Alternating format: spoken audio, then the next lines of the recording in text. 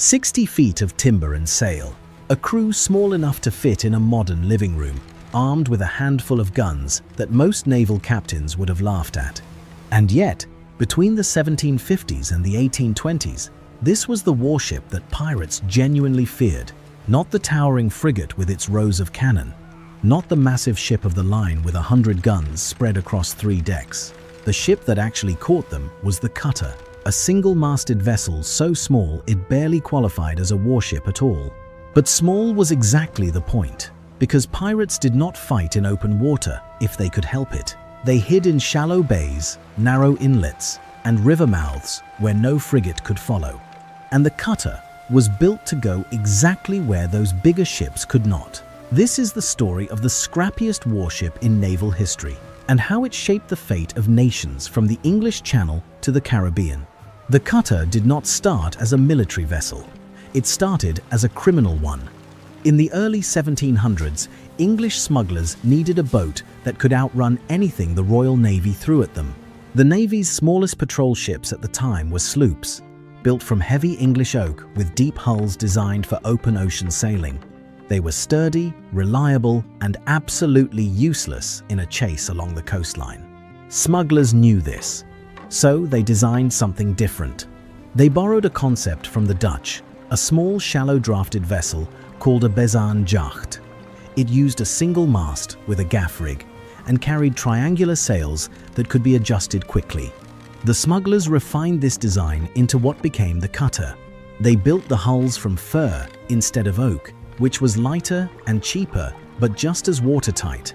They used carvel construction, fastening planks edge to edge to create a smooth hull that cut through the water with less resistance.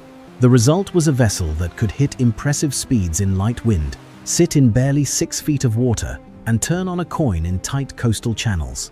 For decades, the British Revenue Service tried to catch these smuggling cutters with their heavier sloops and patrol boats. It almost never worked. The smugglers were faster, more agile, and knew every shallow cove and hidden creek along the English coast. They would load their cargo in France or the Netherlands, cross the channel under cover of darkness, and slip into some obscure inlet before the Navy even spotted them. If a patrol vessel did give chase, the smugglers simply sailed into water too shallow for anything with a deeper hull. The Navy sloop would run aground or be forced to turn back, and the smuggler would be gone. There was another advantage the smuggling cutters had, and it came down to rigging. The naval sloops of that era were typically Bermuda-rigged, with designs dating back to the 17th century. The cutter rig was different. It carried a towering mast with both fore and aft sails and square sails that could be swapped depending on wind conditions. In light winds, the cutter could set its massive gaff mainsail and 2 headsails to catch every breath of air. When the wind picked up, the crew could switch to square topsails and top gallants for maximum speed on a broad reach. This versatility meant the cutter could perform in conditions where other vessels of similar size would struggle. The solution was obvious in hindsight. If you cannot beat the cutter, become the cutter. By the middle of the 18th century, the Royal Navy and the British Customs Service began commissioning their own cutters. These were the same basic design the smugglers had been using, sometimes literally captured smuggling vessels pressed into government service.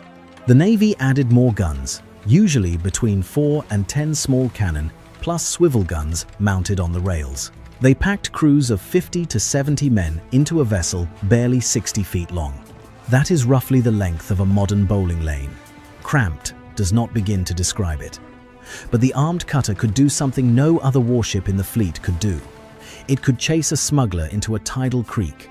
It could patrol shallow coastal waters for days. It could run down a pirate trying to hide among the sandbars. And because it was cheap to build and cheap to crew compared to a frigate, the Navy could station cutters everywhere, covering hundreds of miles of coastline that would have been impossible to patrol with larger vessels. The Royal Navy classified cutters among its smallest commissioned ships. They were unrated, meaning they did not even register on the formal rating system that ranked warships by the number of guns they carried. A first-rate ship of the line carried 100 guns and a crew of over 800. A cutter carried maybe 10 guns and 60 men. On paper, it was laughable. In practice, it was exactly the right tool for the job. And across the Atlantic, someone was paying very close attention. In 1789, Alexander Hamilton was 32 years old and had just been appointed the first Secretary of the Treasury of the United States. The country was broke. The Revolutionary War had left the new nation drowning in debt, and the federal government desperately needed revenue. The primary source of income was tariffs on imported goods, but smugglers were stealing those tariffs blind, bringing cargo into American ports without paying a cent in duties. Hamilton had a plan. In November of 1787, he wrote in Federalist No. 12 that a few armed vessels, judiciously stationed at the entrances of American ports, could serve as useful sentinels of the laws. He was describing what would become the Revenue Cutter Service. On August 4, 1790, Congress passed legislation creating a fleet of 10 cutters. These were small, schooner-rigged vessels, displacing between 35 and 55 tons, roughly 50 feet long with a draft of about 6.5 feet. Each carried a crew consisting of a master, 3 mates, 4 enlisted men, and 2 boys. Their armament was modest, mostly muskets, pistols, and maybe a swivel gun or 2. Hamilton personally selected the cutter captains, choosing Revolutionary War naval veterans who knew how to handle a small ship in rough water. The 10 cutters fanned out along the Atlantic coast. The Vigilant covered Massachusetts. The Active sailed out of Baltimore. The Diligence was stationed at Wilmington, North Carolina. The South Carolina worked the waters around Charleston. And the Eagle patrolled the coast of Georgia. Each captain reported to the local customs collector, who directed the cutter's operations based on local smuggling patterns. Here is the part of this story that changes everything. The United States did not have a navy. Congress would not re-establish the Navy until 1798. For 8 full years, these 10 tiny cutters were the only armed maritime force the entire country had. Every pirate, every smuggler, every foreign privateer lurking off the American coast, this was what stood between them and American merchant shipping. 10 small boats with skeleton crews and a handful of firearms, and somehow it worked. In 1793, the cutter Diligence under Captain William Cook scored the Revenue Cutter Service's first anti-piracy action when it ran a pirate vessel ashore in the Chesapeake Bay. That same year, Cook and his crew seized the San Jose, a Spanish ship carrying gold that had been captured illegally by a French privateer called the Amiable Margareta. Cook sailed the Diligence right up alongside the privateer, boarded it, and took the gold. This was a 40-ton schooner with a crew of 10 going up against armed privateers, and winning. The early cutters also intercepted slave ships, enforced quarantine restrictions during disease outbreaks, and rescued mariners in distress, often without being formally assigned any of these missions. The cutter captains just did it because they were the only government vessels out there. Then came the real test. In 1798, France and the United States stumbled into an undeclared naval conflict known as the Quasi-War. French privateers were attacking American merchant ships throughout the Caribbean, seizing cargo and sometimes imprisoning crews. Congress finally authorized the creation of the U.S. Navy, but the new warships took time to build and deploy. In the meantime, the cutters were all the country had. 8 revenue cutters were transferred to Navy Command for combat operations. These were small vessels, remember, designed for chasing smugglers, not fighting warships, but the cutters adapted. They escorted convoys of American merchant ships through dangerous waters. They hunted French privateers in the shallow island chains of the Caribbean, exactly the kind of terrain where their shallow draft and speed gave them an edge. The cutter Pickering became legendary during this conflict. In October of 1799, the Pickering engaged the French privateer L'Egypte, Conquise, in a battle that lasted 9 hours. 9 hours of gunnery exchanges between a small cutter and an armed privateer, circling and firing in the Caribbean heat, with crews on both sides exhausted and powder-blackened. The Pickering won. Over the course of the Quasi-War, this single cutter captured 10 French vessels, more than any other ship in the revenue fleet. The Pickering alone accounted for more captures than several Navy frigates combined. In total, cutters captured or assisted in the capture of 20 enemy ships during the conflict, accounting for roughly 1/6 of all vessels taken by American forces. The cutters comprised about 15% of the total American maritime fighting force during the war, but they delivered results far beyond their numbers. The Secretary of the Navy at the time, Benjamin Stoddert, understood something important about these small ships. He argued against sending cutters out in squadrons, insisting that they operated best alone. Cruising in squadrons for small privateers, he wrote, seemed of all means the best way to avoid capturing them. He believed the squadron approach made individual captains lazy, dependent on force that was not their own. The cutters were predators, not pack animals. They worked best when they hunted solo. This philosophy, that a small, aggressive ship operating independently could accomplish more than a fleet sailing in formation, would define the cutters' role for decades. After the Quasi-War ended, the cutters went back to their regular duties, but the threats kept escalating. The Gulf of Mexico and the Caribbean had become a haven for pirates, and by the late 18-teens, the situation was critical. American merchant ships were being attacked regularly. In September of 1821 alone, pirates captured 3 American merchant vessels in a single series of attacks, which finally pushed Congress to act. But the piracy problem had been building for years before that. Pirates operated from hidden bases on barrier islands, using the shallow coastal waters as their sanctuary. They raided shipping lanes, seized cargo, and sometimes killed or imprisoned crews. The most notorious among them was Jean Lafitte, a French pirate, privateer, and slave trader, who had established a sprawling base of operations, first at Barataria Bay in Louisiana, and later on Galveston Island in what was then Spanish Texas. Lafitte had made himself the governor of Galveston by 1819, and from there he ran a network of raiders, smugglers, and slavers that terrorized Gulf shipping. The island's location was strategic because it offered many inland waterways where pirate vessels could escape any naval ship that ventured too close to the coast. The US Navy sent frigates to deal with the problem, but they faced the same issue the Royal Navy had dealt with decades earlier. The big ships could not get close enough to the pirate hideouts. The answer, once again, was the cutter.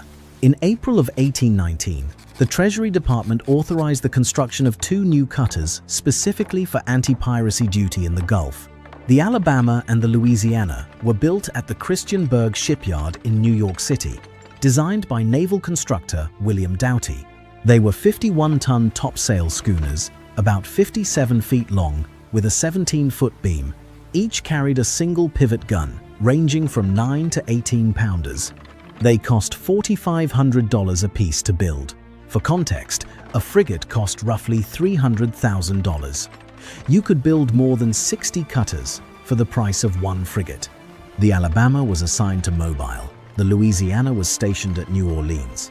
Their mission was to patrol the Gulf of Mexico and engage any pirates they found, and they found plenty. On August 31st, 1819, the Alabama and Louisiana were sailing together off the coast of southern Florida, about 75 nautical miles northwest of the Dry Tortugas. They spotted a schooner. It was the Bravo, one of the newest ships in Jean Lafitte's pirate fleet. Lafitte was arguably the most notorious pirate operating in the Gulf at the time, running a network of smugglers, slavers, and raiders from his base on Galveston Island. His lieutenant, Jean Defarges, commanded the Bravo. The 2 cutters gave chase.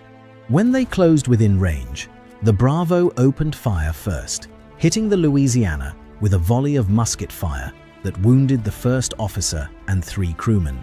The cutters returned fire with their pivot guns, and a running gunnery duel broke out. The Americans pressed the attack, closed the distance, and boarded the Bravo in hand-to-hand combat. The pirates were captured. The Bravo had recently seized a Spanish schooner called the Filomena, which was carrying flour from Pensacola to Havana. The cutter crews freed the Spanish passengers, sent the pirates to New Orleans to face trial, and went right back on patrol. Defarges was later hanged. But the Alabama and Louisiana were not finished. On April 19th of the following year, both cutters launched a coordinated raid on a pirate operating base on Breton Island. off the coast of Louisiana. Landing parties went ashore, burned the buildings, and set fire to the surrounding woods to deny the pirates cover. From Breton Island, the two cutters continued westward, sweeping the coast for more pirate hideouts as part of a larger campaign to eliminate piracy in the Gulf. In July of 1820, the captain of the Louisiana captured 4 more pirate ships off Belize in a single engagement. What made the cutters so effective against pirates was exactly what had made them effective against smugglers a generation earlier. They could go where the big ships could not. Pirate vessels in the Gulf favored shallow water, barrier islands, and narrow bayous where a frigate's deep draft would run aground. The cutters could follow them in. The cutters were also fast enough to run down most pirate schooners in open water, and their crews were aggressive enough to board enemy vessels even when outnumbered. The pirates on Galveston Island had been using the surrounding inland waterways to escape any naval ship that showed too much interest in the coast. A frigate might sit offshore and look intimidating, but it could not enter those channels. A cutter could, and that changed everything. Meanwhile, during the War of 1812, revenue cutters had already proven their value in actual naval combat against the British. On June 25, 1812, just days after war was declared, the cutter, Thomas Jefferson, out of Norfolk, Virginia, made the first American capture of a British ship in the entire war, seizing the schooner Patriot. Newspapers called it Prize Number 1. The cutter James Madison out of Savannah captured the armed British brig Shamrock after an 8-hour chase on July 23rd, a 300-ton vessel carrying 6 cannon and a crew of 16 men, loaded with a cargo of arms and ammunition from London. That is a tiny revenue cutter running down and capturing an armed brig more than 5 times its size. Just 9 days later, the Madison seized a second vessel, and the cutter Gallatin captured the armed British brig General Blake, which was sailing from London to Spanish Florida, carrying slaves and British war materials. During the war, 8 cutters engaged the enemy, captured dozens of prizes, and escorted hundreds of unarmed American merchant ships along the coast. They were not supposed to be warships. They were designed to catch smugglers. But when the country needed them to fight, they fought. The cutter Thomas Jefferson had a particularly memorable engagement when British barges tried to raid its home waters. The Jefferson took on the barges, engaged in a running gun battle, and captured British crews. During the fight, enemy fire shot away the cutter's flag 3 times. Each time, a crewman volunteered to climb up and replace it. On a tiny ship, under fire, with no armor and no reinforcements coming. This raises a question that is worth sitting with for a moment. Why would anyone volunteer for duty on a cutter? The conditions were brutal. 50 to 70 men crammed into a vessel 60 feet long and 20 feet wide. No below-deck quarters worth speaking of on the earliest models. Sleeping was done in shifts, in whatever space you could find. The food was basic. The pay was modest, though Hamilton had designed an incentive system where officers and crew received a share of the fines and proceeds from any cargo they seized. In theory, a successful seizure could mean a significant payday. In practice, the work was dangerous, uncomfortable, and often thankless. But the cutter attracted a particular kind of sailor. The men who served on these ships were independent operators. They did not sail in formation. They did not answer to an admiral on a distant flagship. The cutter captain was the highest authority for miles in every direction, making decisions in real time about whether to engage, pursue, or retreat. For sailors who wanted autonomy in action, the cutter was the only game in town, and the cutter captains themselves were often exceptional. Hamilton had specifically recruited Revolutionary War veterans, men who had experience fighting at sea in small ships against larger opponents. These were not parade ground officers. They were fighters who understood that a small, well-handled ship could outmaneuver a larger one if the captain knew what he was doing. The genius of the cutter as a weapon was never about firepower. A 10-gun cutter was never going to slug it out with a 40-gun frigate. That was not the point.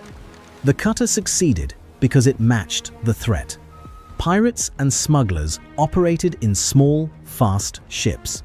They relied on speed, surprise, and knowledge of shallow waters. The cutter could match them on all three counts. It was fast enough to chase, shallow enough to follow, and small enough to be everywhere at once. Think about it from the pirate's perspective. You have been operating out of a hidden cove for months, raiding merchant ships and retreating to shallow water whenever a warship appears on the horizon. You know no frigate can reach you. You feel safe. Then one morning, a vessel with a single mast and a crew of armed men sails right into your cove, pivots broadside, and opens fire. The rules just changed completely. This is what happened across the Gulf of Mexico and the Caribbean throughout the 1820s. Congress eventually authorized a formal anti-piracy squadron that included Navy schooners and warships, but the cutters were the tip of the spear. They were the first ones in. They did the close work in the shallow water. They boarded the enemy ships and fought hand to hand. By the mid-1820s, piracy in the Gulf of Mexico had been largely suppressed. The combination of naval patrols, cutter operations, and diplomatic pressure had driven most of the remaining pirates out of business.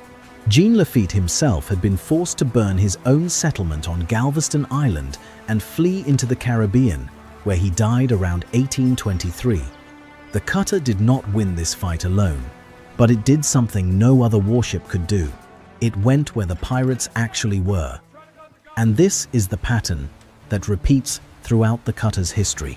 In the 1750s, the Royal Navy adopted the cutter to fight smugglers along the English coast because its frigates were too big and too slow. In the 1790s, Alexander Hamilton built 10 cutters to protect American revenue because the country could not afford a navy. In the 1800s, those same cutters fought French privateers, British warships, and Caribbean pirates, punching above their weight in every single engagement. The ship class evolved over time. The original single-masted cutters gave way to topsail schooners and eventually to steam-powered vessels. By the mid-19th century, the Morris Taney-class cutters had become the backbone of the revenue marine. 13 vessels, designed by Samuel Humphreys specifically for roles as diverse as fighting pirates, combating smugglers, and operating alongside naval forces. These were 78-foot schooners with Baltimore clipper lines, armed with 4 to 9-pounder guns and crewed by about 24 men. They served for over a decade in some of the most dangerous waters in the Western Hemisphere.